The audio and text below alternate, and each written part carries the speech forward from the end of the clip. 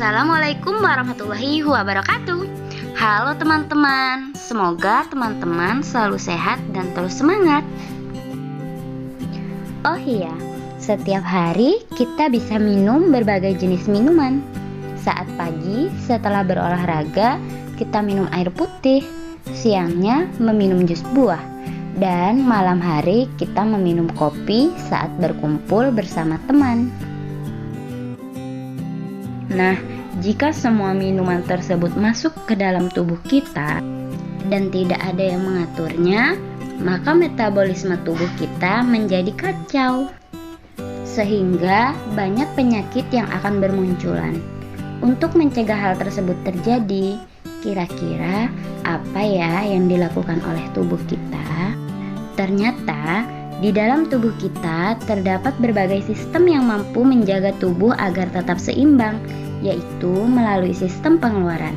Sistem pengeluaran dalam tubuh kita terbagi menjadi 3. Di antaranya adalah sistem defekasi, yaitu proses pengeluaran sisa-sisa pencernaan, contohnya feses. Sistem sekresi, yaitu proses pengeluaran sisa-sisa metabolisme yang masih digunakan bagi tubuh, seperti enzim dan hormon. Sedangkan sistem ekresi, yaitu pengeluaran sisa metabolisme yang sudah tidak berguna bagi tubuh, contohnya urin, keringat, cairan empedu, dan karbon dioksida. Pada kesempatan ini kita akan fokus untuk membahas sistem ekresi pada manusia.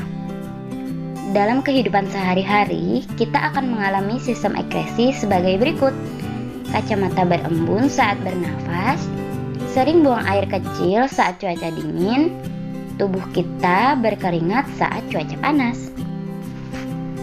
Gejala yang kita alami tersebut adalah hal yang wajar, karena sistem ini berguna untuk menurunkan kadar zat produk metabolisme, melindungi sel-sel tubuh dari makanan bersifat racun, menjaga keseimbangan cairan tubuh, dan membantu mempertahankan suhu tubuh. Sistem ekskresi pada manusia terdiri dari beberapa organ, yaitu ginjal, kulit, paru-paru, dan hati. Mari kita bahas satu persatu. Kita mulai dari ginjal. Struktur penyusun ginjal terdiri dari korteks, medula, calyx, kapsula fibros, pelvis renalis, dan ureter. Ginjal tersambung langsung dengan pembuluh vena dan arteri. Secara umum, ginjal tersusun oleh bagian utama yaitu korteks, medula, dan pelvis renalis. Tahukah teman-teman, pada satu unit ginjal manusia terdapat 1 juta nefron. Nefron merupakan satu unit fungsional dan struktural terkecil dalam sistem ekskresi pada ginjal. Setiap nefron terdiri atas badan Malpighi dan saluran nefron. Badan Malpighi terdiri dari glomerulus, sedangkan saluran nefron terdiri dari tubulus, baik tubulus proksimal, lengkung Henle, tubulus distal, dan tubulus collectivus. Ginjal memiliki beberapa fungsi, yaitu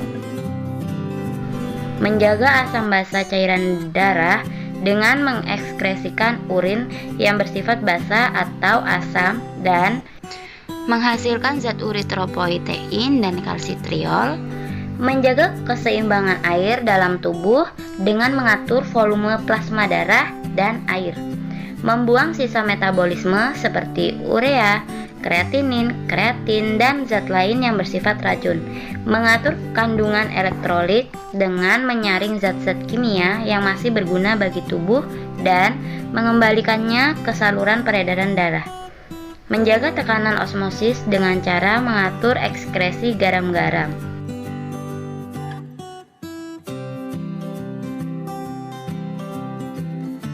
Organ berikutnya adalah kulit.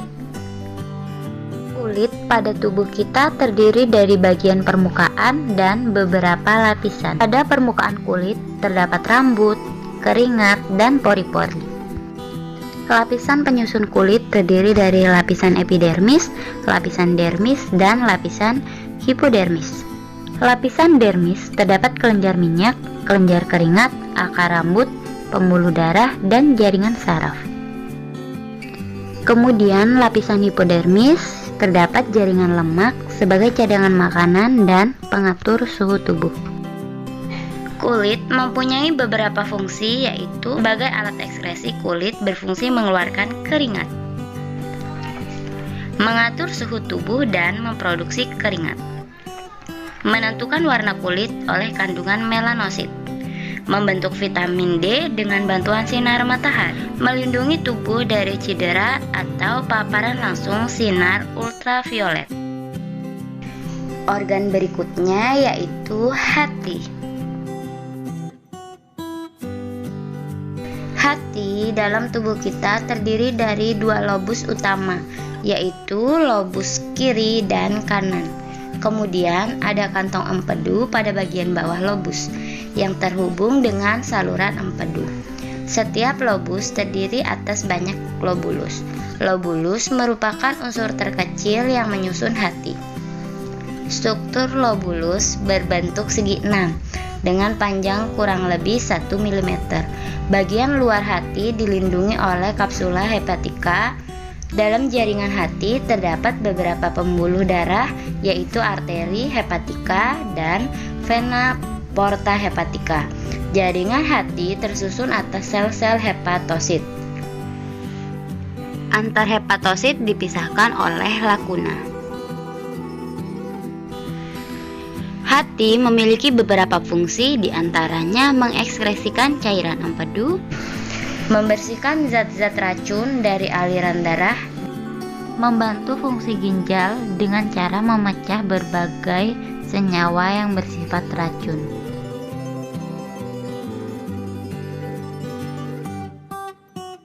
Organ yang terakhir adalah paru-paru.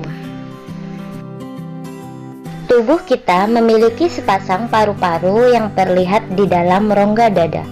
Paru-paru terdiri dari trakea, bronkus, bronkeolus, dan alveolus. Sebagai alat ekskresi, paru-paru berfungsi mengeluarkan uap air dan karbon dioksida. Proses ekskresi pada manusia. Yang pertama adalah proses urinaria pada ginjal. Proses pengeluaran urin pada manusia terdiri dari ginjal, ureter, kantung kemih, dan uretra. Ginjal sebagai tempat terjadinya penyaringan darah sehingga bebas dari zat-zat yang tidak digunakan oleh tubuh dan menyerap zat-zat yang masih digunakan. Zat yang tidak digunakan contohnya seperti urin. Proses pembentukan urin terjadi pada nefron ginjal di mana terdapat 3 tahapan, yaitu filtrasi, reabsorpsi, dan augmentasi. Pembentukan urin diawali dengan proses penyaringan atau filtrasi di glomerulus. Proses ini menghasilkan urin primer yang mengandung glukosa, asam amino, air, dan garam mineral. Kemudian urin primer tersebut mengalir ke tubulus proksimal. Pada tubulus proksimal ini terjadi proses reabsorpsi atau penyerapan kembali zat-zat yang masih diperlukan oleh tubuh seperti air, glukosa, asam amino, ion natrium, kalium, kalsium, dan klorida. Proses ini menghasilkan urin sekunder. Selanjutnya, zat-zat akan mengalami augmentasi, yaitu proses penambahan zat yang tidak diperlukan oleh tubuh ke dalam tubulus contortus distal. Proses ini menghasilkan urin sesungguhnya yang mengandung air, urea, kreatinin, kreatin, garam mineral, serta zat berwarna empedu. Kemudian, hasil ekskresi akan dikumpulkan di tubulus kolektivus. Setelah urin dibentuk, urin akan ditampung sementara di pelvis renalis. kemudian dialirkan ke ureter dan disimpan sementara di kantung kemih. Jika dalam kantung kemih tersimpan urin sekitar 200 sampai 300 ml, maka akan timbul refleks rasa ingin buang air kecil. Urin pun dikeluarkan dari tubuh melalui uretra. Proses ekskresi yang selanjutnya adalah proses ekskresi pada hati. Sebagai organ ekskresi, hati mampu memproduksi cairan empedu secara terus-menerus. Cairan empedu berasal dari penghancuran hemoglobin yang sudah tua. Hemoglobin ini akan diuraikan menjadi hemin, zat besi, dan globin. Zat besi dan globin akan disimpan di dalam hati, lalu dikirim ke sumsum tulang merah. Sementara itu, hemin akan dirombak menjadi bilirubin dan biliverdin. Bilirubin dan biliverdin ini merupakan zat warna bagi empedu dan mengandung warna hijau biru. Zat warna tersebut di dalam usus akan mengalami oksidasi menjadi urobilin. Urobilin lalu diekskresikan di dalam tubuh serta memberi warna kekuningan pada feses dan juga urin. Hati berperan penting dalam proses pengolahan racun atau detoksifikasi. Salah satu zat beracun yang dibuang dan diolah oleh hati adalah amonia, yaitu zat sisa dari hasil penguraian protein. Hati berfungsi untuk mengolah amonia menjadi urea.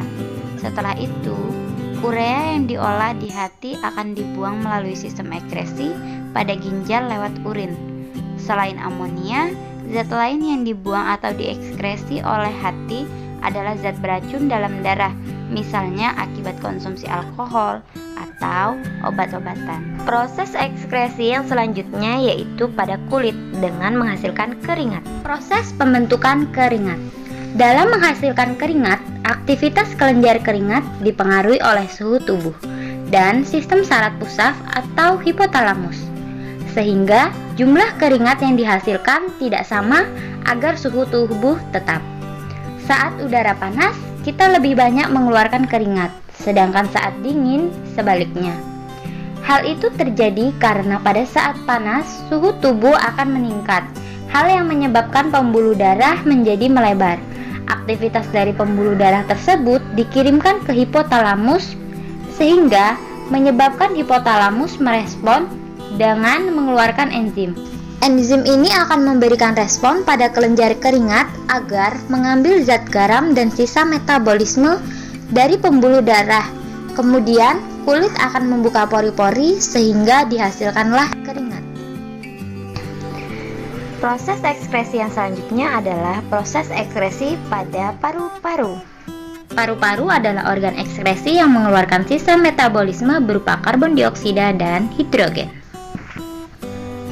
Oksigen yang masuk alveolus berdifusi memasuki kapiler darah yang mengelilingi alveolus. Kemudian, darah mengikat oksigen dan diangkut ke jaringan tubuh.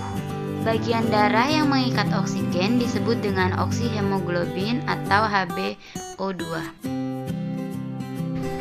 Karbon dioksida berdifusi berlawanan arah dengan oksigen. Darah mengikat karbon dioksida untuk dikeluarkan bersama uap air. Jika organ ekskresi tidak berjalan sebagaimana mestinya, maka akan terjadi gangguan pada tubuh kita.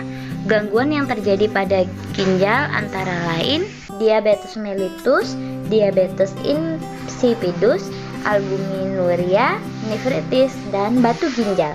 Sedangkan pada kulit yaitu jerawat, alergi, dan kudis.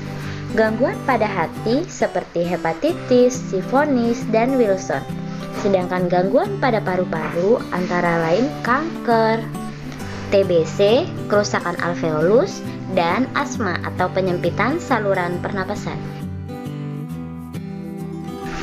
Beberapa teknologi yang berkaitan dengan kesehatan sistem ekskresi pada manusia. Misalnya, yang pertama, transplantasi ginjal. Transplantasi ginjal ini merupakan terapi penggantian ginjal pasien dengan ginjal lain yang berasal dari orang yang hidup atau yang sudah meninggal. Transplantasi ginjal ini menjadi terapi pilihan untuk sebagian besar pasien yang menderita gagal ginjal dan penyakit ginjal stadium akhir dengan tujuan untuk meningkatkan kualitas hidup pasien. Selanjutnya, cangkok kulit.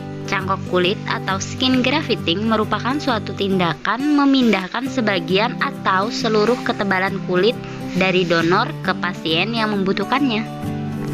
Hemodialisis atau cuci darah. Proses cuci darah bertujuan untuk membersihkan darah dari zat-zat sisa metabolisme melalui proses penyaringan yang terjadi di luar tubuh. Baiklah, itu tadi sistem ekskresi pada manusia.